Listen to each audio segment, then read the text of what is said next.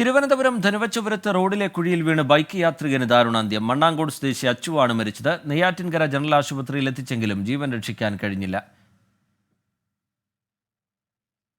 അജീഷ് ജയകുമാർ ചേരുന്നുണ്ട് വിവരങ്ങളുമായി തിരുവനന്തപുരത്ത് നിന്ന്. അജീഷ്, വിശദാംശങ്ങൾ എന്താണ്?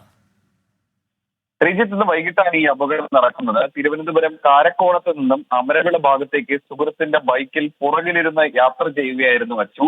ഈ സമയം ഈ റോഡിലെ പണി നടക്കുന്ന സ്ഥലത്തെത്തിയപ്പോൾ അവിടുത്തെ ഒരു കുഴിയിൽ ബൈക്ക് വീഴുകയായിരുന്നു. തുടർന്ന് പുറകിലിരുന്ന അച്ചു റോഡിലേക്ക് തെറിച്ചു വീഴുകയായിരുന്നു.